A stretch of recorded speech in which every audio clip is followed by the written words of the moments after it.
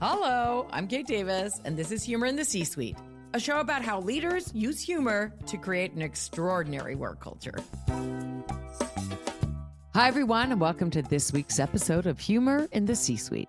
My guest this week is Frank Brown. He has had a 43-year career in the corporate world, and we had a great chat about his experiences fresh out of university when he was more interested in partying than planning a career. But then he stumbled into a sales rep job, and somehow, 43 years later, he retired as president of Wahl Canada. With international leadership experience in over 23 countries in Asia, then he wrote a book called How the Hell Did I Become the Boss? Which is a brutally honest, laugh out loud account of one man's rise through the ranks at powerhouse brands like Kellogg's, Cadbury's, and Wahl. From navigating corporate politics to leading through a global pandemic, Frank pulls back the curtain on what it's really like to survive and thrive in the business world. Forget the polished case studies, the leadership jargon.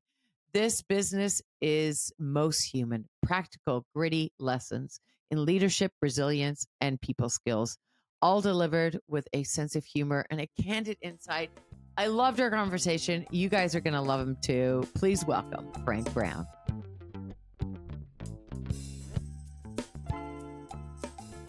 Hello, Kate. Thank you for having me. I really appreciate it.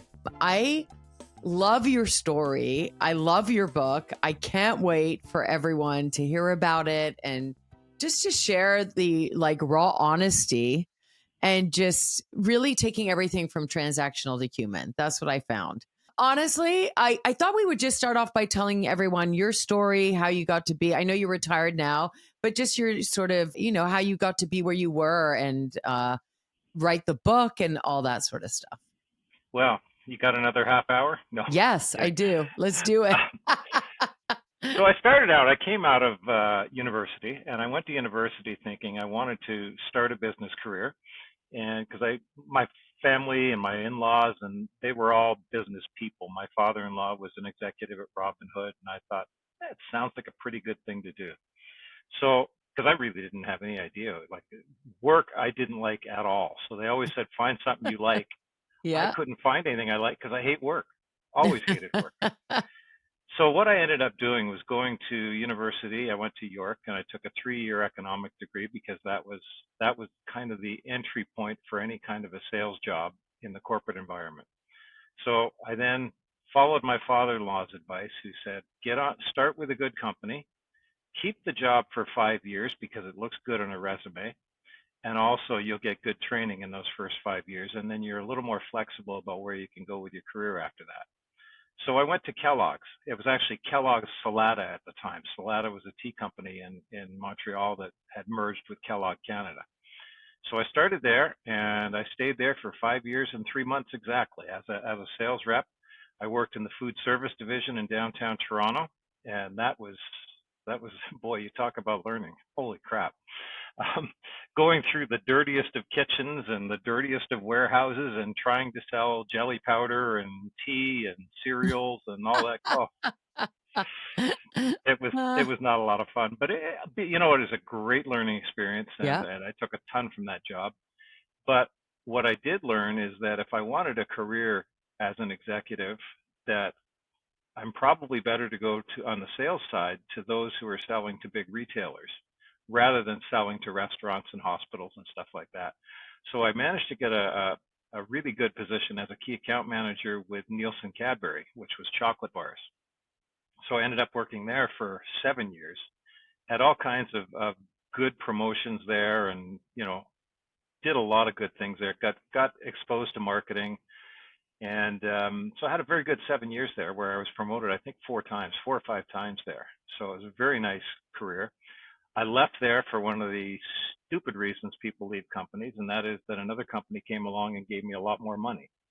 And that company was called Nival Sales. And Nival was a rack jobber that sold product to Shoppers Drug Mart. They were a huge profit provider for Shoppers Drug Mart. And the job I had there was Ontario sales manager. So I had like 40 people reporting to me. And that was it was a jump up from where I was at Nielsen Cadbury, not in terms of the type of company, but in terms of the type of job it was. It was a real jump up for me.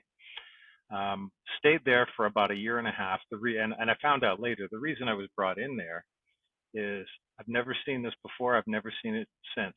And that was that the sales force at Nival had become unionized, and they had gotten screwed out of a bonus the year before. And so they unionized themselves. And the two guys that ran the company were furious that these guys, that their guys would have unionized against them. So I was brought in because of my pedigree, which was, big companies, Kellogg's, Nielsen, Cadbury, that type of thing. I was brought in there as the professional who was going to teach that sales force to be professional and, work their way up to a better job.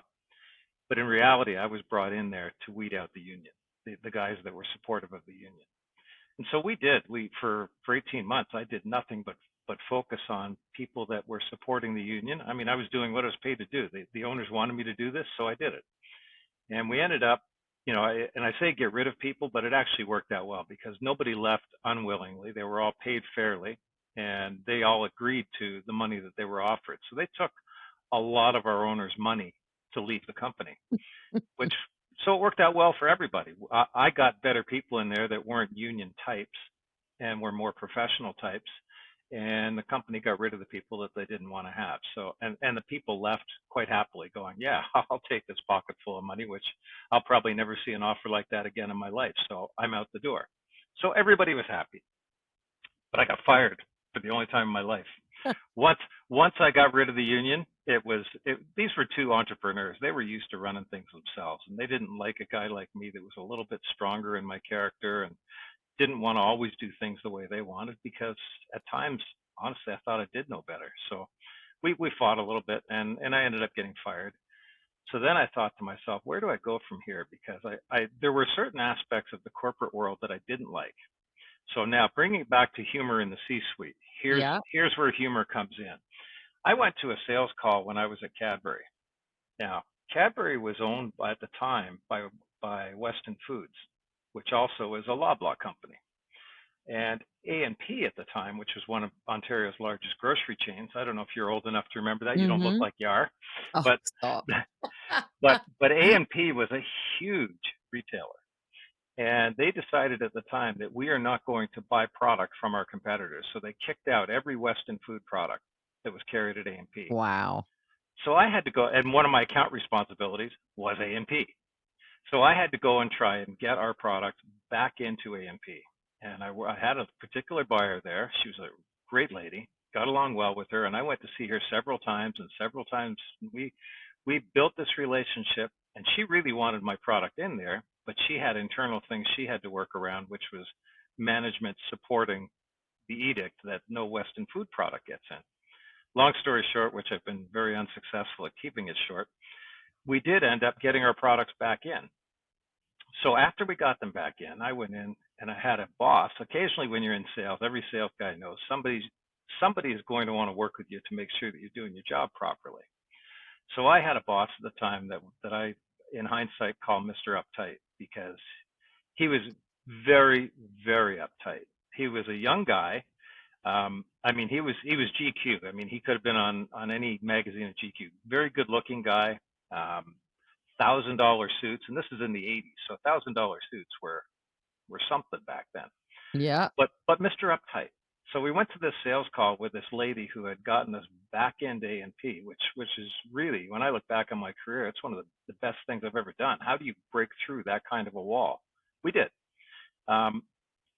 So I go to see this lady, have this sales call with her, with Mr. Uptight with me, and we come out of the sales call, it worked really well. It was about putting promotional plans together and supporting our products and all that type of thing. And his only comment was, I think there was too much laughter in that sales call. Wow. That was very unprofessional. So I knew, now taking it back to when I got fired, I knew that wasn't the kind of environment I wanted to go back to. I didn't want to go back to uptight companies. So I ended up, a mutual friend introduced me to a guy who was starting a company in about 1991, I guess it was. And this guy had already started and exited a company previously. So he had some pretty good cash behind him. And he wanted to start a company. And the purpose of the company was to bring health food products from the US into Canada for mainstream retailers like Shoppers Drug Mart and Walmart. Now, this may sound like something you take for granted nowadays because they're everywhere, but they weren't at the time. And this was near the start of the boom of health food products and supplements all going into Walmart, Shoppers, and all those kind of places. So we had a great time for 5 years. We had corporate golf memberships where we had, just did nothing but golf all day, and at night we'd get home and work on our computers and look after our business. But we had some big American companies that we were responsible for their entire business in Canada, and all we had to do was send them a check at the end of the month. So that was good, but it ended up that this gentleman ran into some personal issues with substance abuse and that type of thing, and so I ended up having to leave that company, and that's how I ended up going to my final stop, which was Wahl Canada. And Wahl Canada, I ended up going there only because I thought I want to get back to doing what I really do well. I don't want to go into a company, a corporate type company, where I'm dealing with guys like Mr. Uptight. I just want to go somewhere that I can just sell and not worry about the other stuff. I know I'll leave money on the table probably, but I just want to sell stuff because that's what I was always good at. And so that's where I ended up. That I started with them as a national account manager, and I worked there for 25 years and ended up leaving as company president. So it was kind of cool. Wow, Yeah, that's crazy. yeah. I need to backtrack a little. There was Go right so ahead. much. Oh, wow. First of all, what a career. And Thank you. second of all, I love how one lesson, like just knowing when to leave or the universe knowing when you should leave, whatever you believe. But I love the fact that, why you're there. First of all, with the union guys, I love the fact they ended up firing you after you fired all the union guys. They didn't want you to organize either. I didn't see that coming. Like that is just it's so interesting because I do a lot of work with unions, and there really is power in numbers, and I get that. So that's so interesting, you coming at it from a different angle, a different point of view, saying we don't need this. And knowing your job and not being unapologetic about it, which I love. So your last stop, the 25 years of being there, and after the lesson with Mr. Uptight, which I love, I feel like there never can be enough laughter because it really does lead. If you're going to sell me anything and you make me laugh, I'm buying from you. Right? Like I can go in, I can look at two cars, I'll have two different salesmen. And if one is funnier than the other or connects with me, because that's really what you're saying, you connected with that buyer who wasn't buying any of your products because of the name. And then you made that sale because you did connect with her. Absolutely. And you created that relationship through levity. I mean, serious stuff aside, there's serious points of everything. So do you feel like your leadership changed as you grew up? Oh, 1,000%. Yeah. So I always, and I always felt out of place in the corporate world, but I always thought the problem was me and not the corporate world. Yeah. And it wasn't until I got to Wahl, and the reason I went to Wahl, I actually had an offer for a higher level job at significantly more money when I took the Wahl job. And the reason I took the lower pay at the Wahl job was I had a gentleman who hired me was a Scottish guy, and he struck me as somebody who could laugh. He struck me as somebody who was comfortable in being who he was. And he struck me as somebody who really didn't care about much other than growing the business. And joining the company as a sales guy, that's all I wanted to do was grow the business. So, but yeah, when it comes to humor, this guy was the funniest guy I've ever met. In hindsight now, I mean, we had so many escapades through those 25 years. I've never laughed so hard, but we were hugely successful. I mean, when I started at that company, we were, I'll just say X million in annual sales. And when I left that company 25 years later, we were probably 7 or 8 times what we were when I started in 2000. So we laughed our way all the way to success. I mean, I can think specifically because one of our big products was hair clippers, home hair clipping. Not a lot of people, well, I guess I shouldn't say not a lot, probably 40%, 45% of households do it. But when I started, our company's market share was probably about 3 to 5%. And when I left there, we were probably 65 to 70%. And it was Wow. the fun part about it was we were a little known brand and we were taking on top brands like Conair and Philips and people like that.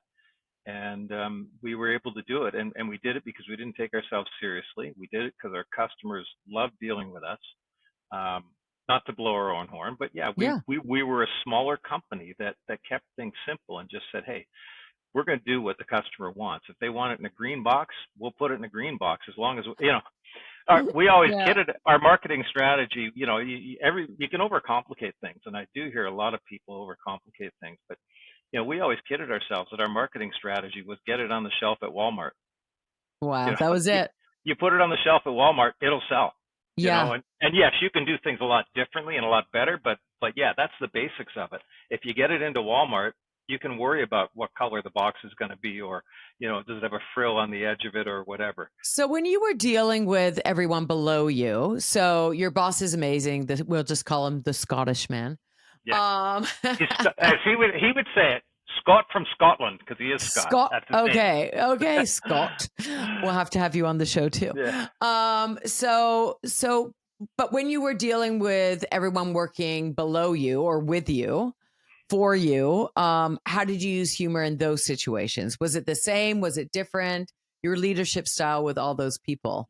Well, I'm going to stick to the Wahl years because that's where I really Yeah, that's let's where do I was it. really comfortable being myself, where I Yeah, really learned that, what, this bonehead here can actually survive and thrive in a corporate organization. And that's where I amazing. learned that. So I think you can, obviously humor can be risky with people. Yeah, You would know, as a comedian, you would certainly know that. 100%. Yeah, But I also think that as a leader, yeah. if your primary goal in people who, and you use the term under me, I don't even like that term because I just Me never either. I felt didn't that know way. what employed by you. Yeah, I don't know. I always felt like I was there just to help people succeed. And Oh, it I love that. didn't matter whether I was manager, what I was, whether I was a coworker, whether I was working with someone above me. Like I said to Scott when he first hired me, I said, look, you hired me as a national account manager, but I don't want that to affect your thinking of me. I am here to help you be successful. And Wow. whatever that takes, I'll do that. And I did that to my last day Yeah, there. And but that was no different. I mean, that was my boss, and that's probably why we got along so well, is he knew he could count on me to help him however he needed it. But same goes for employees.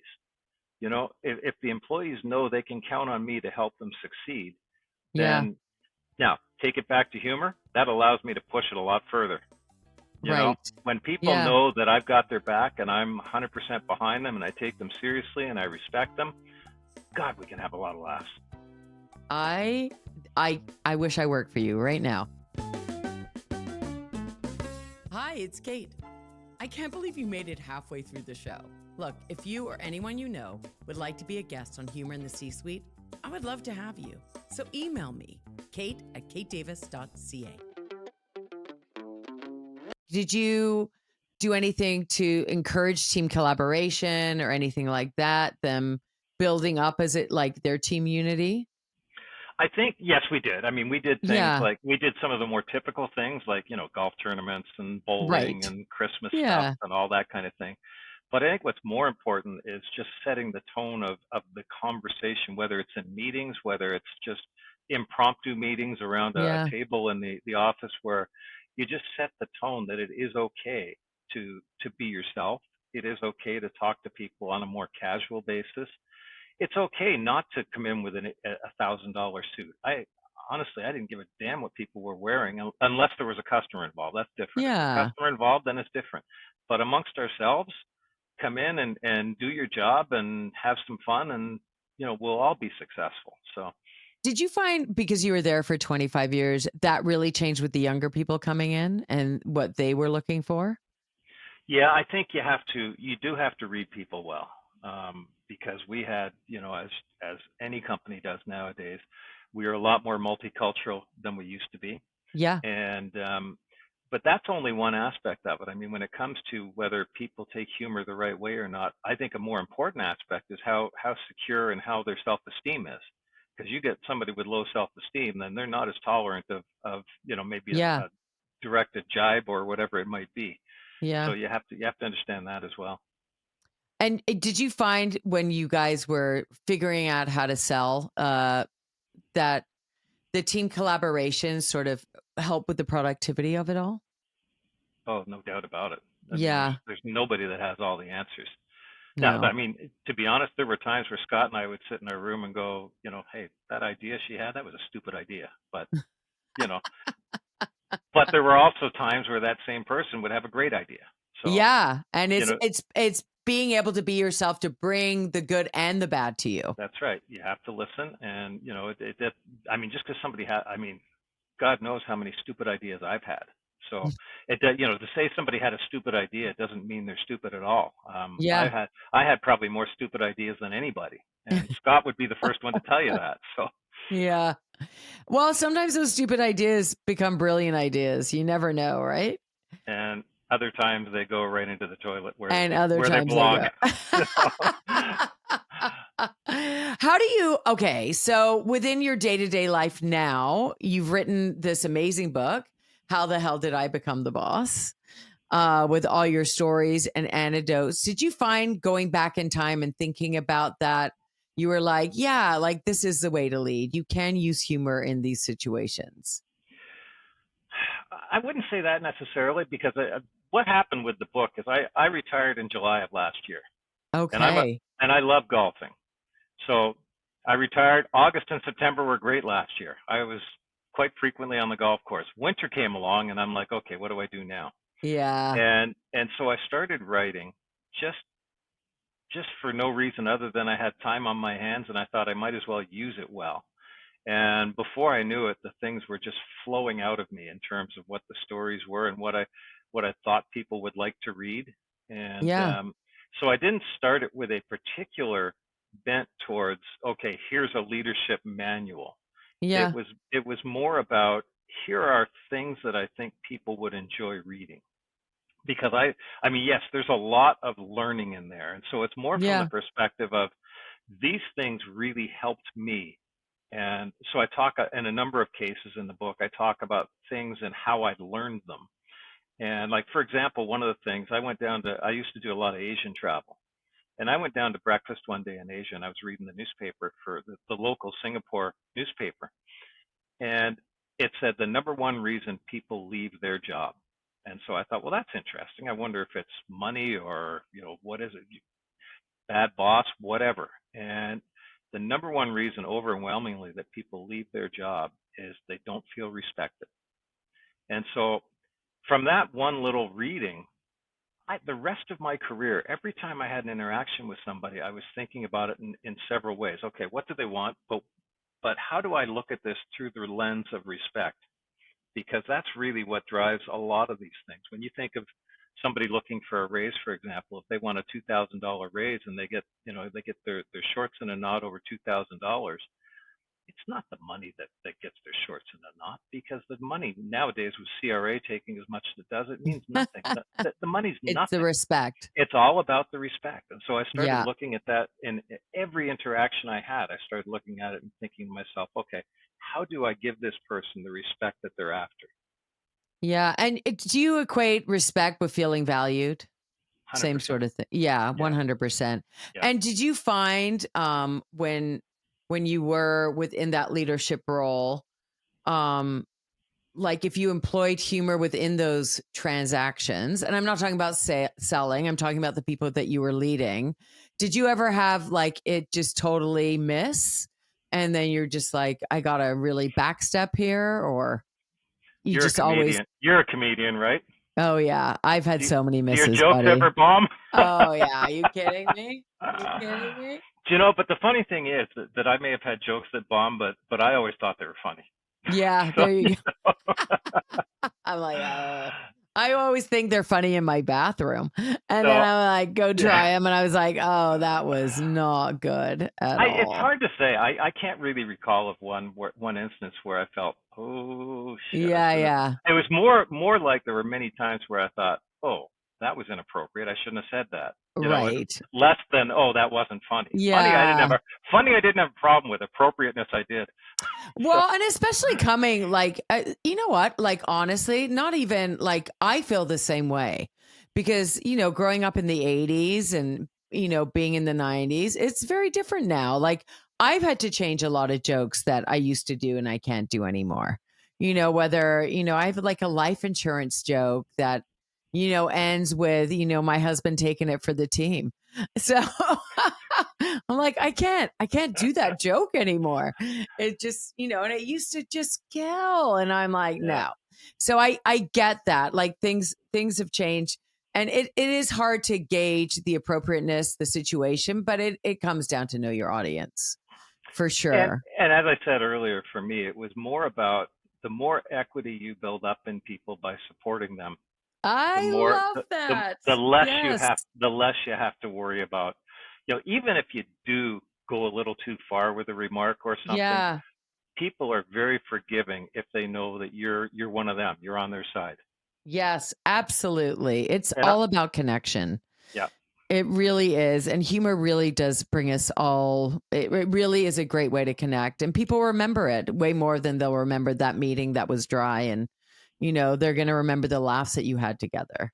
Well, I will say this. Didn't I was never really comfortable with humor in business until I met Scott. And I saw him and the way he interacted with people, and particularly at customer functions where we would go there and he'd be there and he'd be like the Pied Piper. People would be lining up to talk to him. And I use the expression that we were the cool kids at these get togethers Yeah. because these people that are normally in suits and in their offices and so on, Hmm. they come to a function like that. They want to let their hair down, but they want to laugh. And Right. so they didn't want. There's a number of other company representatives that are there with their three-piece suits and their Mr. Uptights and so on, and Yeah. they're standing by themselves while a group of customers is hanging around with Scott and me.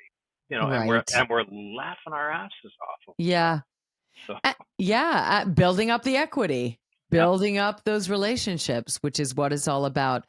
In terms of leading your team, is there anything that you've ever like in your day-to-day life, whether okay, well let's say this, with are you very different at work and at home? Are you always the same guy? I'm pretty much the same guy. Yeah, Yeah. I feel like you would be too. Yeah.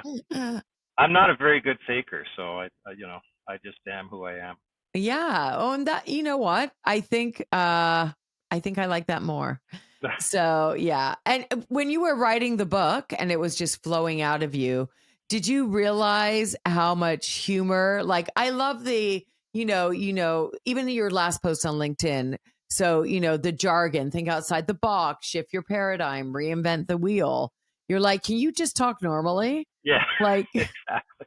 Can we not just be ourselves here? can we not just, yeah, think differently instead of think outside the box?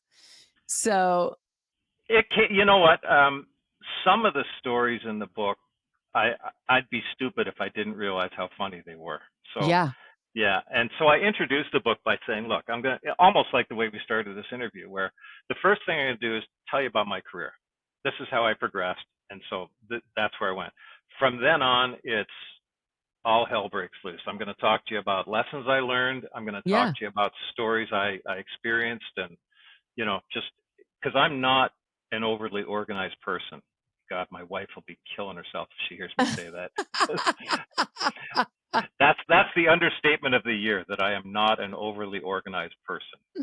I think I refer to myself in the book as a disorgan, like the bedspread looks good, but underneath it's just total chaos.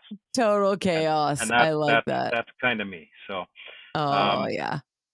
so yeah, and that's the way the book is. It's very unstructured. It's got, you might read one chapter where it talks about that respect story I just told you Yeah. about, and then another one talking about bathroom humor, you know. So, Yeah. What's the bathroom humor one? Come on, let's do it. oh my God, are you kidding me? Okay, if Scott is watching this podcast, he is Yeah. killing himself. So we used to travel to Asia a lot. Yeah. And so we started going to Asia because we started going to a manufacturer where we would go into their showroom for once a year. We'd go in, Now, Wahl has an extensive lineup of pet products, brushes, combs, that type of thing. So we had a manufacturer that made these things, made a lot of these things for us. So we'd meet with them once a year. The goal was, let's figure out what everybody else is doing in the business and let's see if we can improve our product. So we'd go to his showroom. He'd have all his products that he makes on the wall. So we could pick it up and go, you know what? Somebody in South Africa is putting a purple package on it and it looks good. Let's try that. Or somebody in South Africa has slanted the bristles this way. So let's try that in our lineup. So really good way to brainstorm and get good ideas about what's going on. So these meetings would take place and we would have in this room, we'd have the factory's American agent who represented them. We would have the factory owner, typically an old guy that with lots of money that owned the place.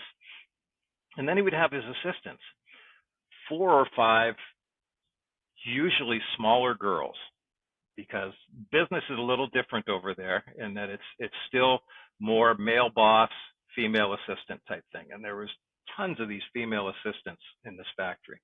So we'd sit in this room all day long and we'd be bouncing ideas back and forth off of each other. And Scott and I might say, well, we'd like to see this.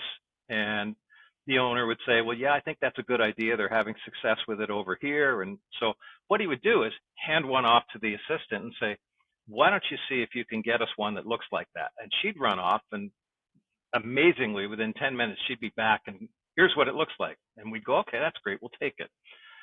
So during one of these trips, I decided it was time I needed to take a break from the meeting.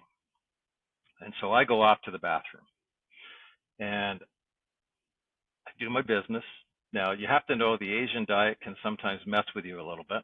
Mm-hmm. And let's just say there were a couple of, it wasn't the quietest bathroom visit I've ever had. So, and I was in this bathroom and it's a weird thing because the walls are not drywall. They're like made up of the bottoms of Coke bottles. So it's a very glassy type room that you're in. So, okay, I go do my thing. And so the meetings don't stop for bathroom breaks. People just get up and go when they need to go. So I did that. I come back to the room or to the meeting room and I sit down and Scott leans over to me and he goes, did you fart in there? And I said, why? What? He said, did you fart in there? And I said, well, I might have had a couple. Why? He says, the whole fucking room shook. So here I am. There's all these girls around. There's the owner of the company. I had no idea that I was go being big or heard. go home, buddy. I had no idea I was Why being would you heard know? out there. No one would know. So that's not the end of it. Oh, no. So we go back to Canada, and needless to say, Scott is razzing me about this every chance he gets. And so the next year comes up and it's time to go back. Yeah. And he really is ratcheting it up. Like you've got to, like, you can't go to the bathroom when we're at this place. So we go back. We have our meeting. Yeah. Nature calls again. Of course. So I go in and I'm practically sweating going, I've got to really keep quiet. You know what I mean? Yeah. So I go in. Everything is a success. It's quiet. I flush the toilet. It clogs. No. It clogs. Buddy, I'm feeling you. I look around. There is no plunger. There's no nothing. Yeah. So I'm going, oh, pardon the express. Oh, yeah. shit. Yeah. What do I do now? I can't get this thing to work. And meanwhile, this is the one bathroom everybody uses. Yeah. So I go out of here. Somebody's going to walk in, and it ain't going to be pretty. No. So I had to go back, and as the meeting's going on, I sit down next to Scott, and Scott goes, "Will that go better?" And I go, "No, clogged." And he goes, "You're joking."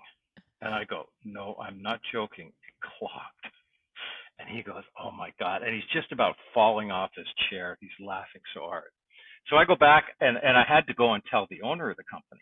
Yeah. And meanwhile, the meeting's going on. Like people are talking about, Yeah. brushes, combs, and everything. And I go and I whisper to the owner of the company, "The toilet clogged." And he looks at me, and his English isn't really good. But he looks up at me and goes, "Huh?" And I go, "The toilet's clogged." "Oh, okay, okay." So he calls somebody over, calls one of the girls over, and he starts speaking Asian or Chinese to them. She goes out, comes back in, sits down. A couple minutes later, in comes a guy we knew he's one of the owner's friends, Mr. Fung.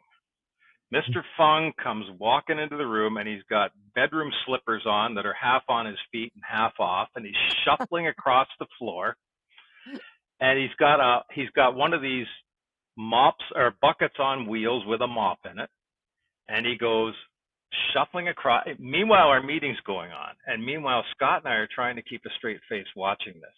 Yeah. So Mr. Fung goes in, and he's in there for like 5 minutes, and then he comes out with his mop and his bucket, and he shuffles across the floor again.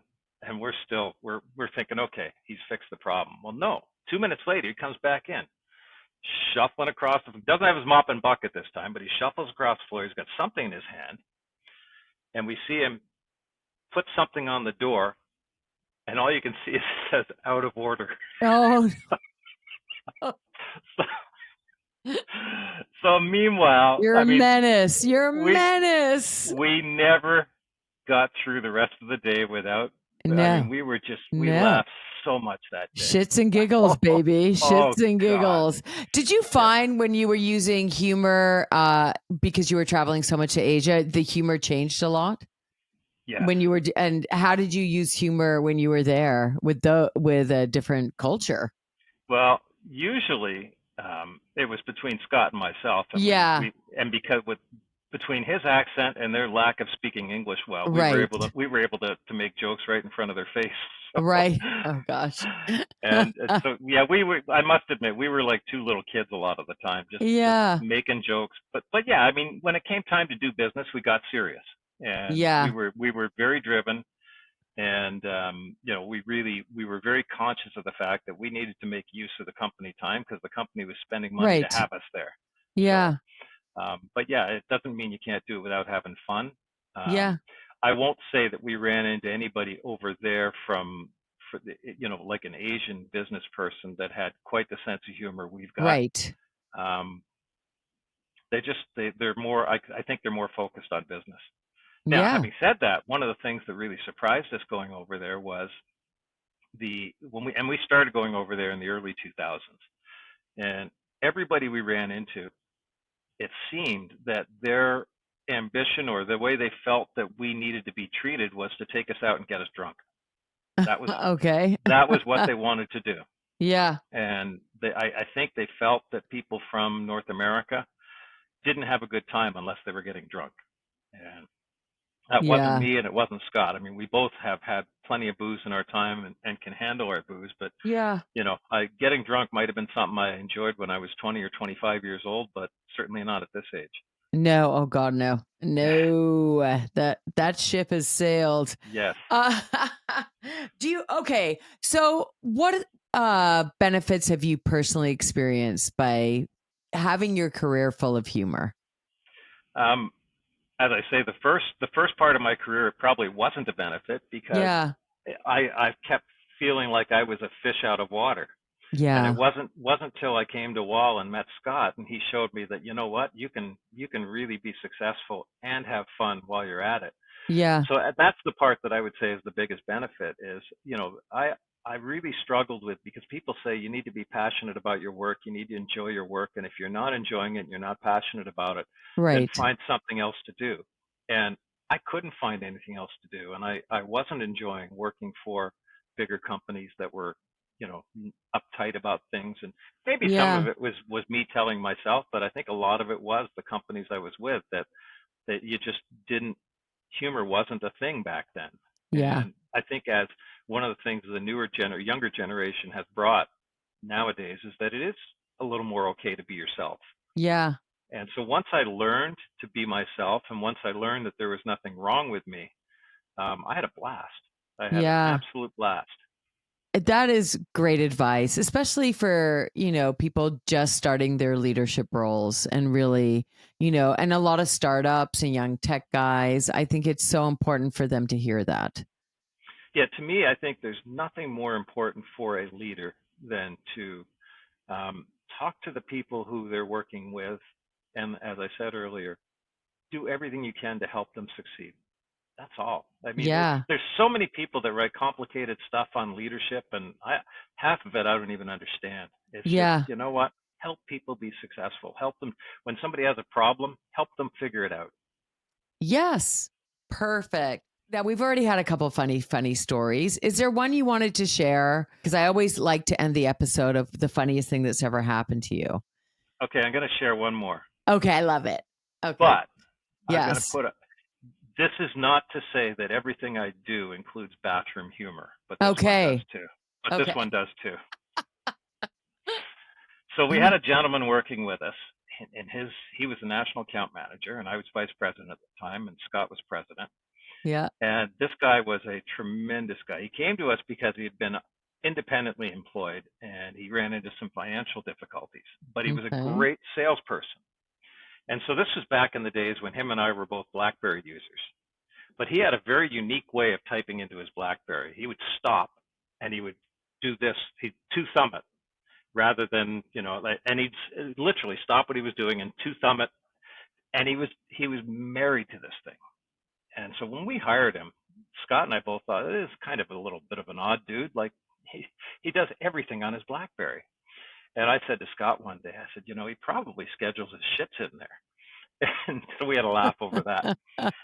So Scott, then his eyes light up and he goes, and he calls down our admin assistant. He goes, is there a way to, through our system, put something on somebody's calendar? And she goes, yep. And so we did something to his calendar and called him in for a meeting. So we're having this meeting, and 10 minutes in, his phone dings. And he looks at his phone, and you could see his brows start to furrow, and he's like, what the hell is this? And I'm like, what's going on? He says, my calendar just told me, take shit, wipe ass.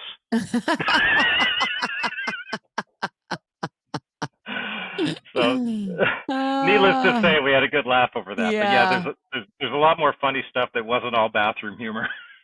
I love it. Like, honestly, just to lead with levity and just have your whole career and not feel comfortable yourself until you were able to be that and do that, I think is so interesting for people to hear and inspiring at the same time. I'm curious, because you are such a funny guy and have really led with humor. Do you feel like what do you feel is the importance of humor in terms of people listening and advice for them to just take the risk in using it? Well, it can create a unity amongst people. Like I can think back to a customer I called on that we had one specific experience that was funny, and this was probably 20 years ago.